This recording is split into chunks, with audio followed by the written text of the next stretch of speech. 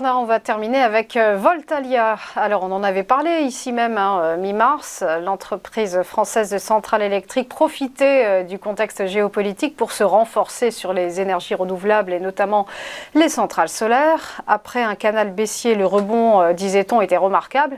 Alors, dites-nous, la dynamique est-elle encore positive ? Oui.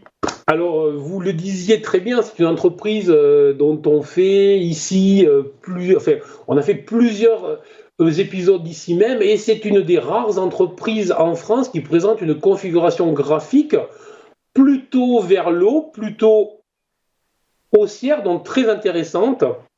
Et là, donc, lorsqu'on en avait discuté ici même mi-mars, effectivement, elle arrivait sur une oblique résistance, et il aurait fallu que cette résistance cède pour avoir une accélération. La résistance a résisté, en fait, elle a fait son job, et donc les vendeurs ont repris la main, mais ce qui est très intéressant, c'est que les vendeurs ont repris la main momentanément, le temps de venir s'appuyer sur une ancienne résistance devenue support, et donc tout simplement, depuis, on a une valeur qui est en train de rebondir, et qui est justement en train de venir retester cette résistance, qui est une oblique résistance, qui était située à la mi-mars autour des 22 euros, qui maintenant est située légèrement sous les 21 euros, donc légèrement plus bas. Donc on va dire qu'il y a une résistance entre les 21 et les 22 euros. Il faudra que la valeur franchisse en clôture, comme toujours, je le dis bien, ici on ne s'énerve jamais, on attend que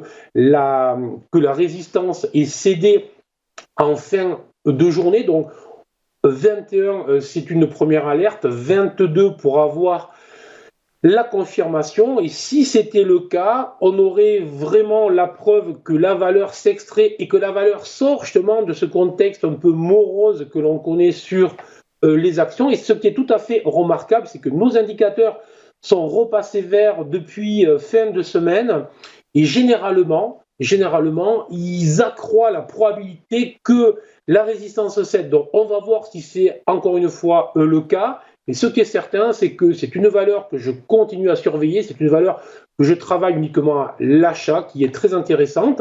Et donc, si jamais la valeur venait à franchir dans les prochaines heures ou les prochains jours les 21 et les 22 euros en clôture jour, à ce moment-là, on aurait des objectifs assez rapides sur les 24 et peut-être les 26,50 € dans les prochains mois. Donc en surveillance, mais attention, si jamais ça rebloquait, ça voudrait dire qu'on irait retester les 18,50 € assez rapidement. Donc une surveillance forte sur cette valeur.